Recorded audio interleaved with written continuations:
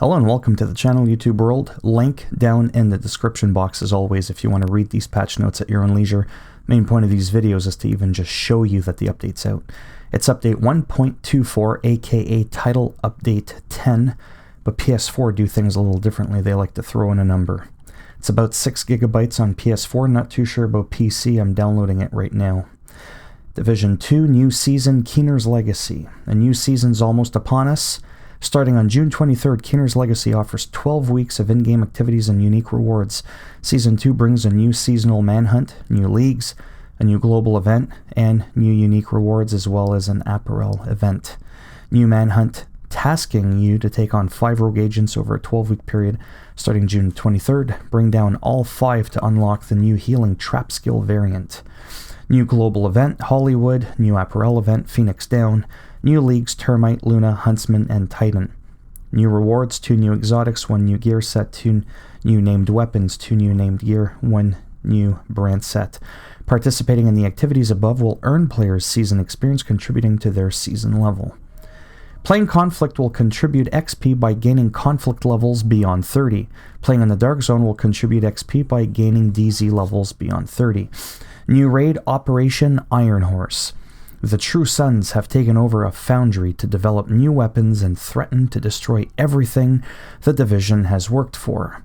New bosses, puzzles, and rewards, level 40 version available on June 30th, followed the next week by the level 30 version. Discovery mode will become available at a later date. Unique rewards, 2 new exotics, 2 new gear sets, new cosmetic rewards. Further details will become available closer to the raid's release in late June. Really bad allergies. Balance and bug fixes. Title Update 10 is bringing our first large balance pass following the release of Warlords of New York. Beyond the addition of new content, I zoomed in there. The update focuses on 3 main aspects, mainly game health, through bug fixes and balancing, generosity by increasing your chances to receive a high-quality item as loot, and increasing overall player power. Scroll down for a full list of bug fixes, balancing changes, and gameplay tweaks. Missing localized audio. See what I did there? That was me trying to be funny. It's called cringe comedy. Get with the program. We wanted to inform you about an issue with localized audio that will present when we launch Title Update 10 and Season 2. While the team was able to work from home to get this update ready with your help testing the content on the PTS, we unfortunately were not able to record all localized audio content for Title Update 10. With everything going on in the world, our top priority is the well-being of our teams, including our voice actors. Of course, we will start working on recording the missing audio with our partners when it's safe to do so, and in some cases we're able to get things started already. Adding the localized files to the game as soon as we can in one of our next update is an absolute priority for the team. This only affects seasonal content. Operation Iron Horse audio is fully localized.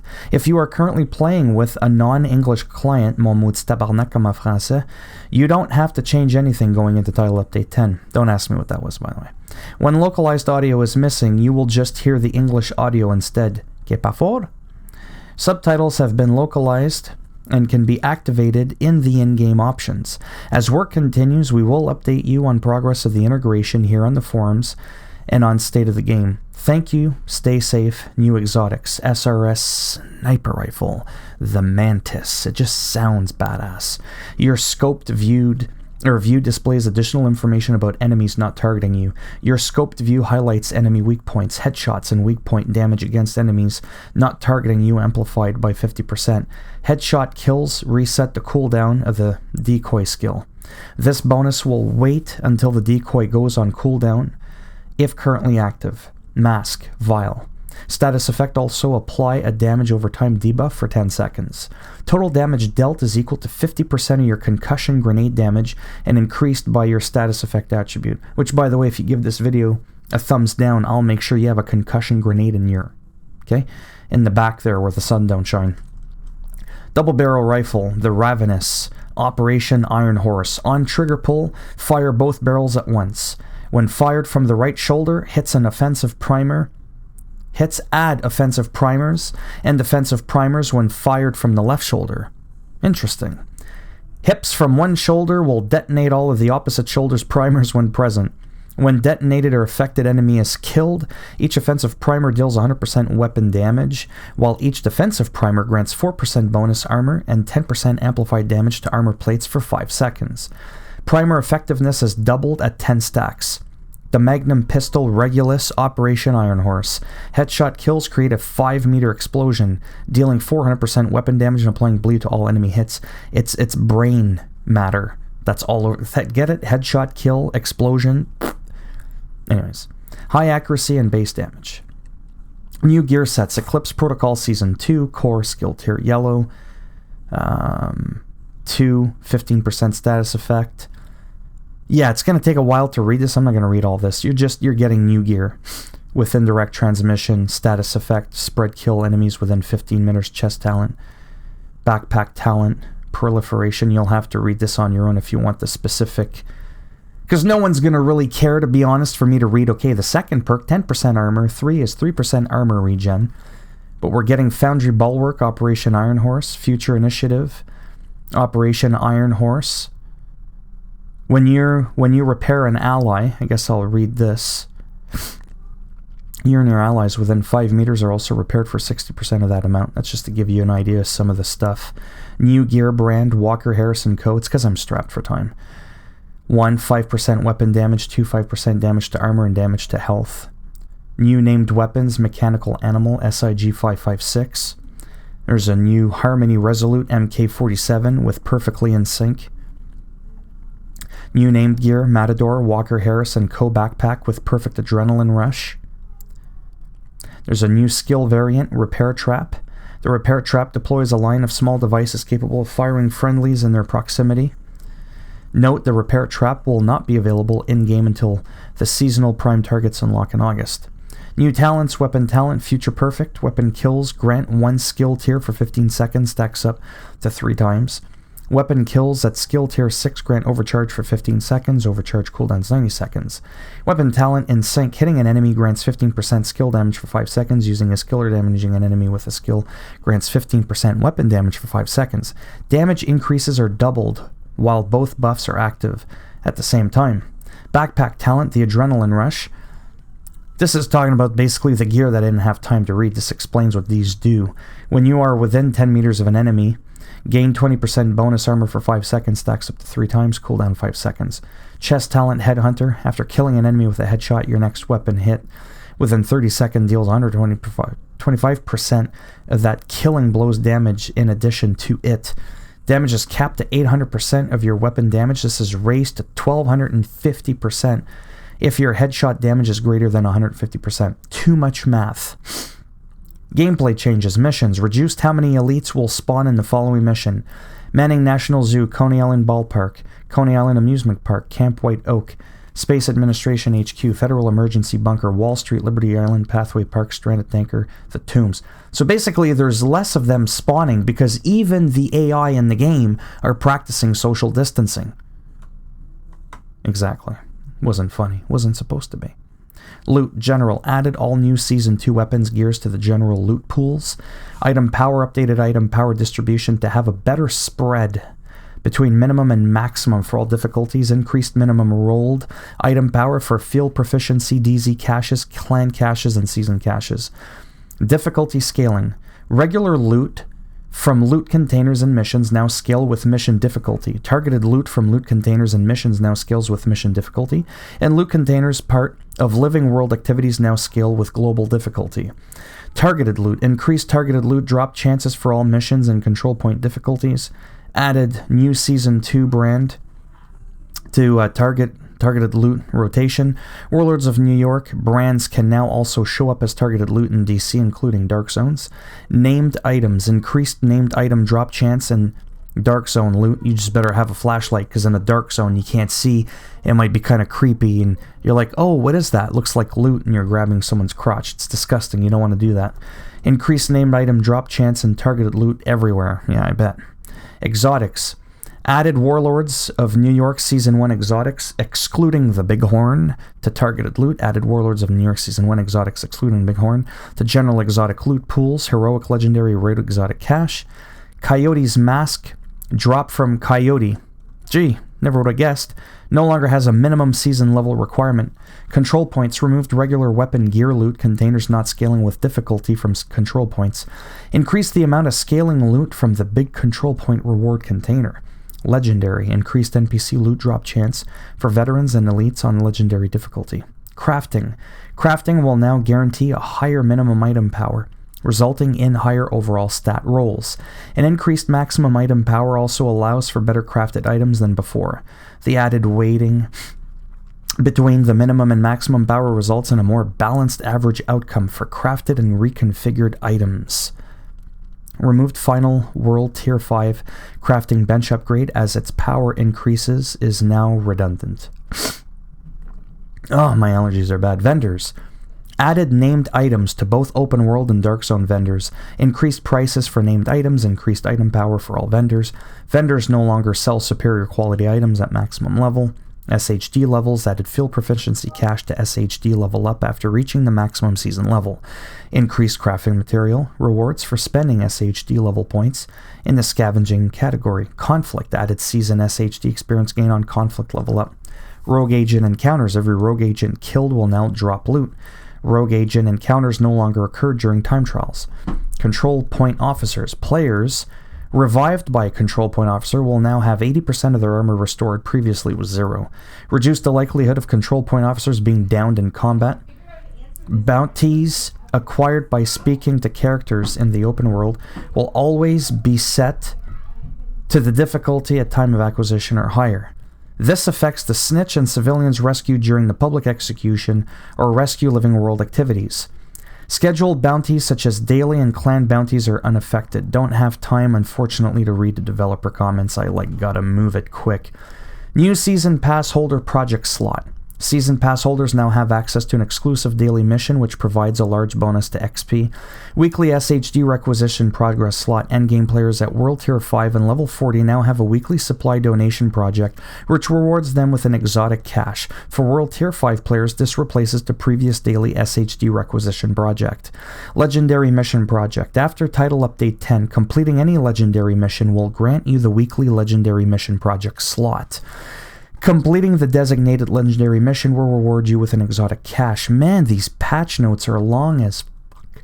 And I think I'm barely halfway through and I gotta go 20 minutes ago.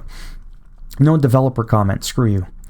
Incoming repairs no longer increases the amount of armor repaired by armor kits, talents, or gear set effects. No, we don't have time for that. That's way too much. Weapon handling, 1%. Weapon handling now gives 1% accuracy, stability, reload speed, and swap speed up from 0.25%. Reduce the maximum amount of weapon handling rolled on gear by 6% to a maximum of 8% at 40%. No time for, well, maybe this one. In the current meta, weapon handling on gear is considered a dead stat with no significant benefit. In Title Update 10, equipping a piece of gear with 8% weapon handling will now give you 8% accuracy, stability, swap speed, reload speed. This should hopefully make weapon handling a strong complementary. Never mind the commentary from the developers. Leadership bonus armor increased to 15% from 12. Spike skill damage durations increased to 15 seconds, up from 8. Reformation skill repair duration increased to 15 seconds, up from 8. Creeping death no longer goes on cooldown. Well, no, because once you're dead, that's it. That's where it ends. Anyways, there's no cooldown if there's no valid nearby enemies to apply a status effect to. Status effects applied now properly copy the source status effect damage and duration. I seriously have to go soon. Sweet pineapple, what is going on with all of this? This is absolutely insane. I'm gonna have to, unfortunately... Oh my good lord. Are you effing kidding me? Yeah, I definitely can't go through all of that, unfortunately.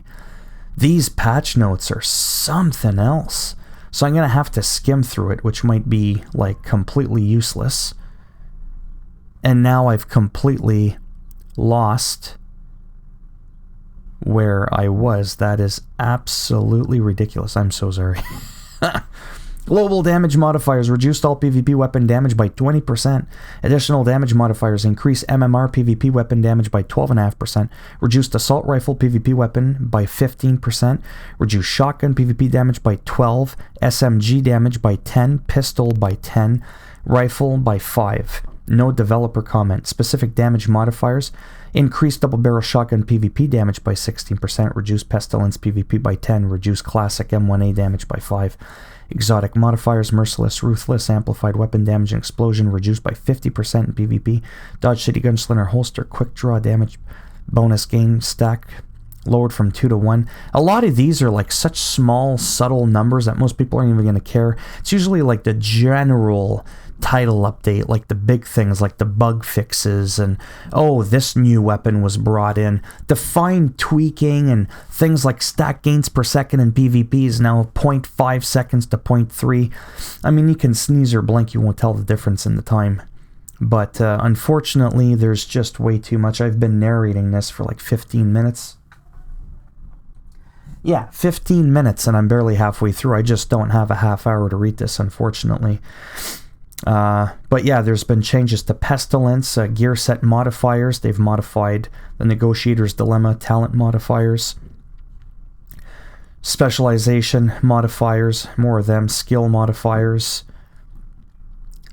Wow. Then they've done some weapon balancing to the AK, just like a bunch of weapons. Just like, look at all those numbers.